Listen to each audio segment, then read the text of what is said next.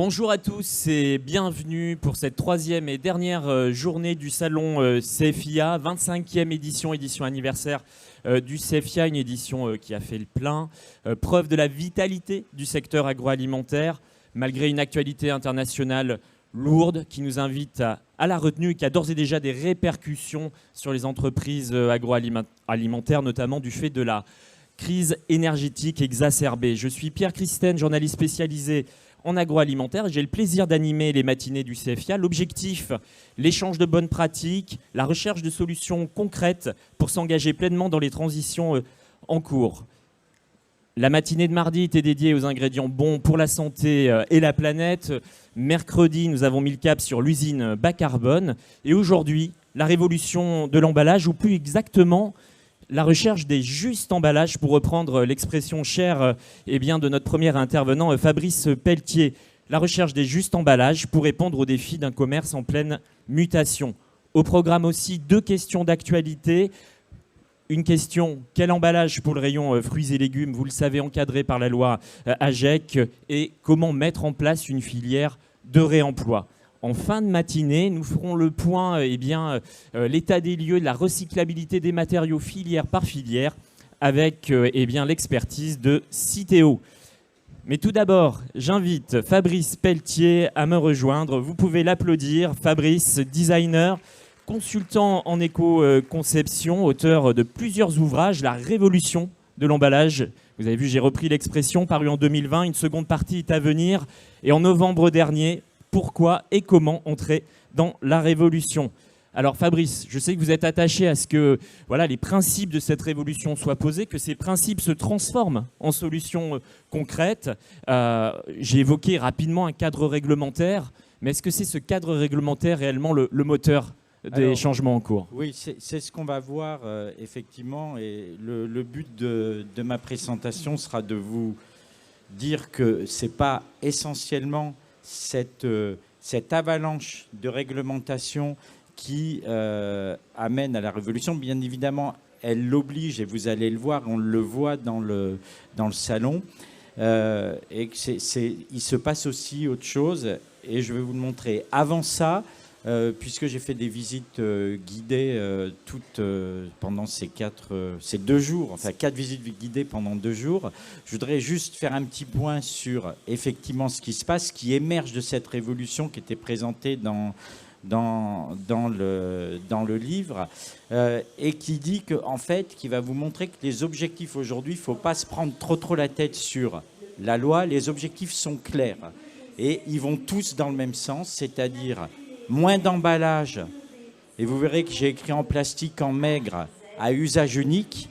Ce n'est pas forcément le plastique qui est visé, c'est plus d'emballage recyclable. Et quand je dis c'est recyclable et recyclé, faire bien la différence entre le fait qu'un emballage soit certifié par le Cotrep, par exemple, en tant qu'emballage recyclable, et qui soit réellement recyclé, parce que l'objectif aussi, et c'est de réintégrer le plus possible de matière recyclée dans vos emballages, de ramener de la matière. Le but du recyclage, c'est bien de ramener de la matière en recyclé. Et enfin, plus d'emballages réemployables, on en parlera tout à l'heure, où je reviendrai d'ailleurs tout à l'heure, comme vous l'avez dit, Pierre, tout à l'heure. Plus d'emballages réemployables. Alors aujourd'hui, vous êtes en train, parce qu'il n'y a plus le choix, le premier décret, le décret 3R, vous êtes en train d'appliquer ce décret 3R. 3R pour recyclage, pour réduction, pour recyclage et pour réemploi. Je rappelle que la réduction, c'est depuis 1994, cette réduction. Mais avant de réduire, avant la réduction, j'aimerais aussi vous inviter à refuser. Et ça, ce n'est pas dans le décret 3R. On ne dit pas de refuser. Alors, refuser des âneries comme ça, vous allez tous me dire, évidemment qu'on ne va pas mettre des emballages dans des canettes, dans des choses. Mais il y a des grandes marques qui ne se refusent rien. Par exemple, vous voyez qu'un laboratoire est capable de nous mettre un cachet dans un blister et le remettre dans un étui carton et le remettre dans... Mais il y a des grandes marques qui se refusent encore moins que rien au niveau pour des raisons purement marketing. C'est-à-dire... Fabrice, pardon, je vous interromps juste pour un petit moment de pédagogie, parce qu'il y a la loi et l'esprit de la loi. Juste peut-être par souci de pédagogie, rappeler les objectifs effectivement du premier décret d'application, décret 3R, qui a été publié donc, en avril 2021. Réduction de 20% des emballages, on est d'accord, plastique à usage unique d'ici fin 2025, dont au minimum la moitié en ayant recours au réemploi et à la réutilisation. Ça sera notre séquence ultérieure. Tendre vers une réduction de 100% des emballages en plastique à usage unique dit inutile. Globalement, ça concerne assez peu l'agroalimentaire au regard de la définition qui en a été donnée. Et puis aller vers 100% des emballages à usage unique d'ici le 1er janvier 2025, 100% de recyclage. Voilà les grands enjeux. Et ce que vous dites, c'est que... Mais ça sera redonné donc, par Gauthier tout à l'heure. Vraiment, je n'ai pas voulu m'approfondir là-dessus. Ce que je veux dire, c'est que peu importe ces chiffres, moi, je vois plus loin, si vous voulez, beaucoup plus loin. Voyons beaucoup plus loin que 2030, 2020, etc. C'est que l'objectif, il est clair et il ne changera pas. C'est quasiment plus d'emballage à usage unique ou uniquement de l'emballage à usage unique lorsqu'il est nécessaire et indispensable. J'essaie d'aller un petit peu plus loin. Je vais vous amener un petit peu plus loin que la loi pour être un peu plus visionnaire. La loi, elle est en retard. Où elle vise à mettre des choses par rapport à ce qu'on doit faire. Donc allons un petit peu plus loin, c'est ce que je vais vous proposer. Mais avant, je voulais vous montrer ce qui se passe. Donc ce qui se passe dans la réduction, c'est d'aller vers 0, voire moins de plastique. Ça, c'est la réduction, on le voit bien, on le voit tout au long du salon. Et là aussi, vous allez voir que la réduction passe par le refus d'un certain nombre de choses, comme le refus de la transparence, le refus de mettre des fenêtres et de remplacer par des photos. Il y a des stands qui vous montrent ça. C'est comment je mets moins de plastique dans mes emballages sans enlever les fonctionnalités. Ça, c'est la première chose. Donc, vous êtes vers le zéro plastique. Les fruits et légumes, vous en parlerez aussi tout à l'heure. Là, c'est une obligation réglementaire. Comment on va vers zéro plastique dans les fruits et légumes et comment on monte quand même ces fruits et légumes, et on ne peut pas le faire pour tous les fruits et légumes. On l'illustrera avec effectivement l'entreprise Saveol et ses partenaires Smurfit Kappa et ETPAC. Comment on le fait sur les lots de regroupement? Comment Coca-Cola est en train de faire disparaître le plastique de ces lots de regroupement vers zéro plastique, mais on va montrer aussi, on monte dans le salon qu'on ne peut pas se passer de plastique. Parce que le plastique, il a des fonctionnalités, et il a des fonctionnalités barrières. Donc, tous ces complexages que vous voyez, ou tout ce plastique qui arrive dans du papier et carton, l'objectif, c'est de diminuer la quantité de plastique. Et parallèlement, d'amener des nouvelles présentations aux consommateurs, puisque là, on n'a plus de transparence. Et là, vous êtes de 0, vous avez de 10 à 20% de plastique, vous le voyez sur plein de barquettes. Donc, tout ça, c'est en route et ça s'accélère. Vous en avez énormément de solutions dans le salon. Je rappelle juste qu'en France actuellement, pour être considéré comme un papier, intégrer la filière de recyclage, il faut avoir au minimum 50% de fibreux.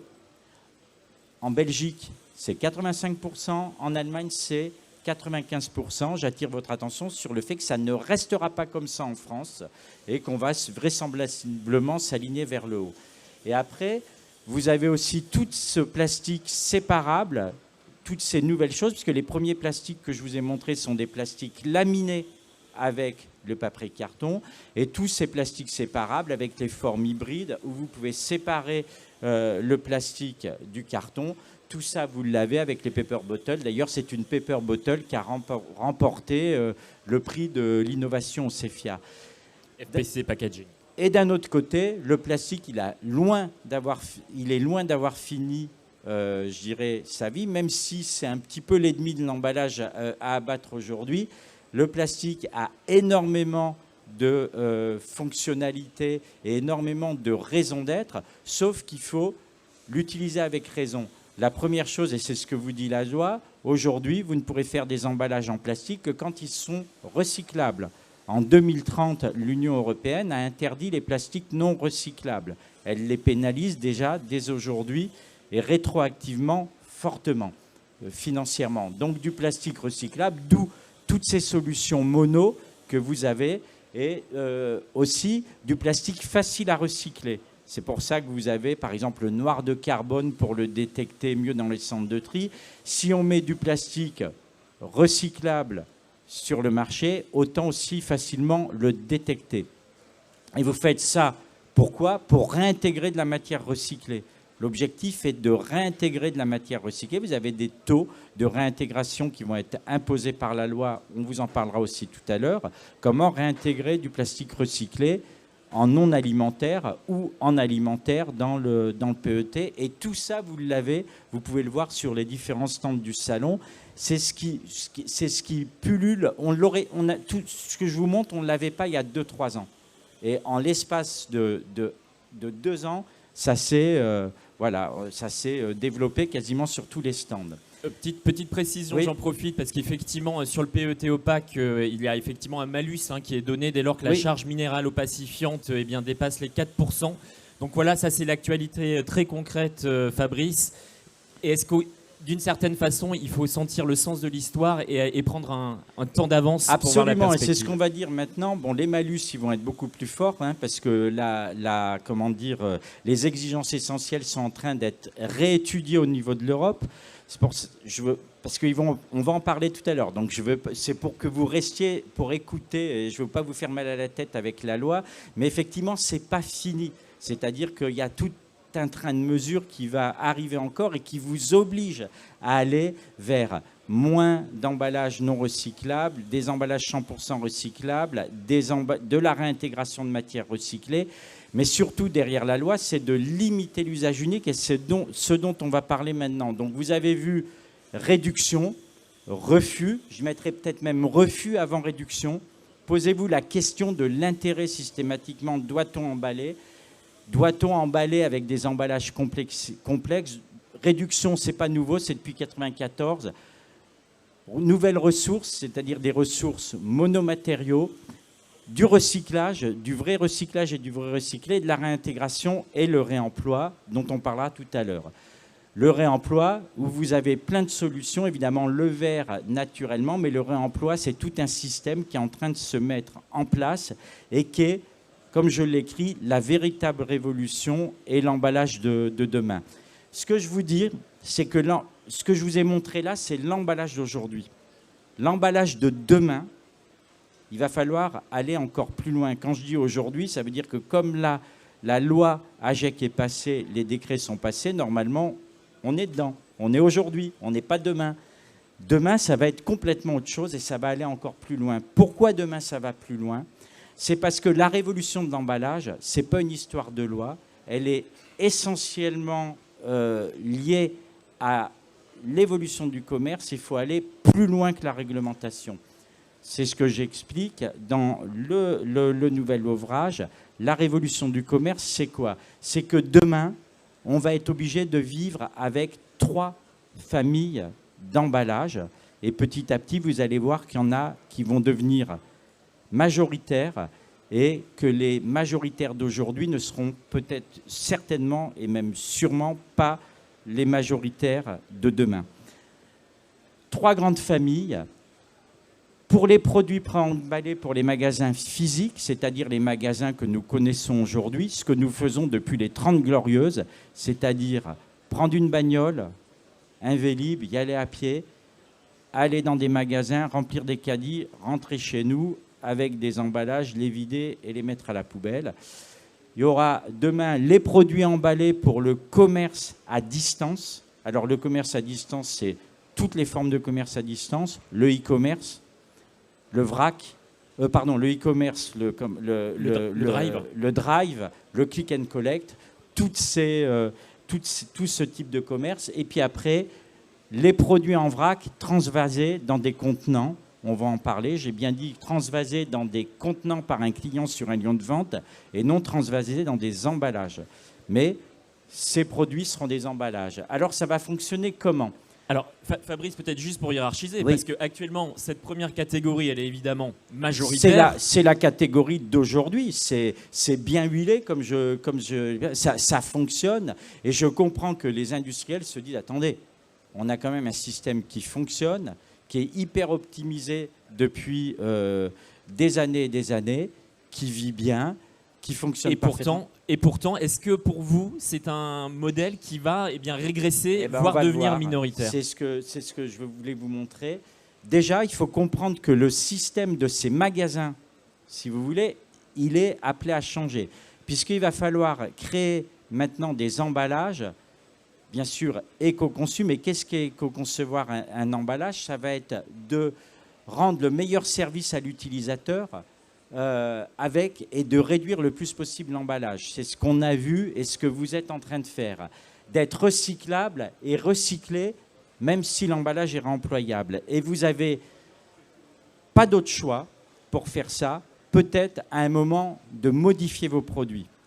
C'est aussi par la modification du contenu que l'on pourra modifier l'emballage. On transporte beaucoup trop de flotte par exemple, on voit bien là que la transformation se passe par-dessus. Et aussi, c'est ce que je disais tout à l'heure, on va devoir passer d'un système d'emballage à usage unique à un système d'emballage multiple sur ce type de magasin, c'est-à-dire sur le magasin physique. Comme l'écrit l'article, peut-être que nos enfants, en 2040, diront « Tu te rends compte, nos parents, ils utilisent des emballages à usage unique qu'ils jetaient pour les recycler. Comme nous, aujourd'hui, on dit, tu te rends compte, nos parents, ils fumaient dans les boîtes de nuit ou nos grands-parents roulaient sans ceinture dans leur bagnole. » C'est une citation d'un article paru dans Ouest France ce matin, où vous êtes interviewé Fabrice Pelletier. Voilà. Donc, bien comprendre que déjà, le système du commerce traditionnel, il va complètement se transformer pour aller petit à petit, parce que quand on est 5% en 2023, 10% en 2027, attendez-vous à 20% en 2030 ou 35, et il y a un moment quand ça monte comme ça va devenir majoritaire. Et pourquoi ça va devenir majoritaire? Parce que en 2040, vous avez cette grande annonce, en 2040, interdiction des emballages plastiques à usage unique. Sauf qu'en 2040, le commerce, ça ne sera plus du tout le même qu'aujourd'hui. Donc on n'a même pas à se poser la question. Le commerce en 2040, ça sera majoritairement, alors même si on n'est pas obligé de croire les chiffres du Nasdaq, hein, ils vendent leur système à eux, en 2040, le commerce sera un commerce essentiellement à distance. C'est-à-dire qu'on est en train d'assister à quelque chose de complètement différent. Notre commerce aujourd'hui, c'est mon produit emballé, il est là, mon consommateur, il est là, et je demande à mon consommateur d'aller vers mon produit. En 2040, c'est le produit. Le consommateur, il ira toujours dans des magasins, dans des trucs pour faire des expériences, mais le produit, il va se déplacer le plus près possible où le consommateur demandera de le livrer, dans une box, dans un point de collecte, chez lui, peu importe, mais le produit va bouger. Et c'est tout l'intérêt de l'emballage. L'emballage, c'est quand même pour amener un produit d'un endroit à un autre. Mais ça change une part de ses fonctionnalités. Et ça va complètement changer. C'est plus le consommateur qui va à l'emballage, c'est l'emballage qui va au consommateur, et ça change la donne. Il y a plein de fonctionnalités qui ne servent plus, d'aujourd'hui, qui ne servent plus à rien. Donc il va falloir enlever. Par contre, ça crée d'autres fonctionnalités. Pourquoi? Parce que ça va nécessairement amener soit des emballages de livraison, soit de reconcevoir des produits autrement, parce qu'ils n'ont plus du tout de raison d'être dans des linéaires. La taille des produits d'aujourd'hui, elle n'est pas uniquement déterminée par la taille du besoin consommateur. C'est pas vrai. Le marketing l'a fait, mais c'est pas vrai, parce que regardez aux États-Unis comme les tailles sont différentes. Elle est liée à la logistique, elle est liée à la taille des rayons, elle est liée au fait que ça doit rentrer dans un caddie et dans le coffre d'une bagnole. Exactement. La La taille des produits de demain va être liée au système de livraison, à la taille des box Amazon ou autres, etc., à la taille de vos boîtes à lettres, à la taille des points de collecte. Donc les choses vont changer radicalement pour pas justement avoir besoin de tant d'emballage de suremballage pour livrer. Et là, vous allez vous rendre compte que si on le fait aujourd'hui, effectivement, aujourd'hui, le e-commerce et le commerce à distance n'a d'autre choix que de vendre des produits des commerces physiques et de l'envoyer. Mais si vous mettez un petit peu plus loin, vous allez vous rendre compte que finalement, ce système-là est extrêmement apte au réemploi, puisque vous avez un système de livraison, que ce soit dans des box, que ce soit dans des points de collecte, et vous vous dites que vous pouvez très facilement ramener dans les box et les points de collecte les emballages utilisés pour qu'ils soient collectés. La logistique reverse, elle peut se faire très très facilement, etc. Et c'est ce monde qui va changer. Et d'ailleurs, les acteurs du e-commerce viennent de signer une charte, enfin cet été, avec le ministère de l'Environnement, pour vraiment revoir leurs emballages.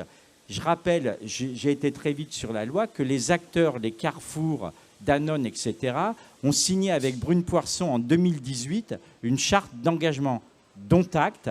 Cette charte d'engagement a été suivie par une batterie de mesures. Donc vous pouvez vous dire que demain, ces systèmes vont changer. Et ensuite, vous avez un dernier système qui va changer, parce que si vous allez au bout de ça, vous dites, mais il restera des magasins. Bien sûr qu'il restera des magasins. Bien sûr que demain, tout ne sera pas en e-commerce, mais ce n'est pas du tout la même expérience qui va se passer. Quel intérêt vous avez à aller dans un magasin? C'est pour vivre une expérience, ce n'est pas pour aller faire comment ça s'appelle enfin, vous êtes manutentionnaire aujourd'hui quand vous allez dans un magasin. Hein, c'est que de la manutention. Voilà. Et quand le drive, d'ailleurs, les gens du drive vont chercher des produits dans les magasins, ils font la manutention à votre place. Donc vous pouvez imaginer que ça va se développer, ça va changer. Mais quand vous allez à un magasin demain, c'est pour vivre une expérience de consommation. Et c'est là que le vrac a un intérêt hyper important, c'est que les gens qui vont aller dans des magasins, qui vont se déplacer vers le produit. Là, ils ne se déplacent plus vers des produits emballés, mais ils se déplacent vers un produit. Ils vont se déplacer vers un produit pour soit le goûter, pour avoir la quantité qu'ils souhaitent. C'est un autre parcours consommateur qui est en train de se passer. Donc, demain, on peut penser que les magasins traditionnels vendront des produits emballés quand l'emballage sera indispensable est nécessaire au produit. Il y a encore des produits, mais il y en a plein sur lesquels l'emballage n'est pas indispensable et nécessaire, je vous en ai montré. Le reste, il ne faut pas se leurrer. Hein. Tous dans la salle, quand vous faites vos courses, 80% de ce que vous achetez, c'est toujours la même chose. Donc ça, vous pouvez plus ou moins vous y abonner, vous pouvez plus ou moins le recevoir. Vous n'avez pas besoin de faire 50 km pour aller acheter la même chose tous les 15 jours ou tous les mois. C'est toujours la même chose et on le voit bien. Prenez, si vous avez des cartes d'abonnement à votre supermarché, vous le regardez. Moi-même, je l'ai regardé. J'ai été quand même assez surpris de me rendre compte que finalement, j'étais... Nos habitudes de consommation sont remarquablement stables. C'était toujours la même chose, à peu près. Et ensuite... Le mot de la fin, Fabrice, voilà, et on y arrive, on est à la fin. Et ensuite, vous irez dans ce type de magasin. Voilà, c'était le mot de la fin. C'était de vous dire qu'on est dans une véritable révolution, une révolution de l'emballage, une révolution du recyclage aussi, une révolution du commerce, et que c'est un monde qui change. Et il va falloir accepter ce monde qui change, voilà. Et avec un cadre réglementaire, au fond, déjà obsolète, en fait. Ce que vous nous dites, vous nous invitez à penser au-delà du cadre réglementaire. En fait, ce que je vous dis, c'est bien sûr, et je comprends que vous regardiez les règlements, mais ce que je veux dire, c'est que quand on regarde tout le règlement, comme je l'analyse et je le montre dans mes bouquins, vous vous rendrez compte que tout va dans le même sens. C'est qu'il n'y aura pas de retour en arrière. Vous pouvez gagner du temps, un petit peu de temps. Vous n'allez pas être touchés les premiers. Je sais qu'il y en a avec qui j'ai travaillé, qui sont dans la salle, qui ont été touchés les premiers. Les fruits et légumes, on va en parler. Mais il y en a d'autres à qui ça va arriver. Et puis, c'est le monde de demain, le monde des jeunes. Là, je vois qu'il y a plein de jeunes. Ce n'est pas du tout notre monde à nous. Et je ne veux pas que les jeunes demain me disent « Tu te rends compte, le barbu, là, il jetait ses emballages. » Voilà, je ne veux pas être celui-là. Le vieux monde. Merci, on peut applaudir Fabrice Pelletier. Alors, c'est l'esprit aussi de ces matinées de conférences, c'est de pouvoir échanger, c'est d'avoir des moments interactifs. N'hésitez pas à vous manifester. Fabrice est là pour répondre à vos questions. Il reviendra tout à l'heure pour une courte intervention. Un micro circule dans la salle. Nous sommes aussi, j'en profite pour vous le signaler, diffusés sur mysefia.com et la conférence sera disponible en replay sur le site internet. Une question pour Fabrice Pelletier, maintenant ou plus tard. Alors, oui, il y a une question.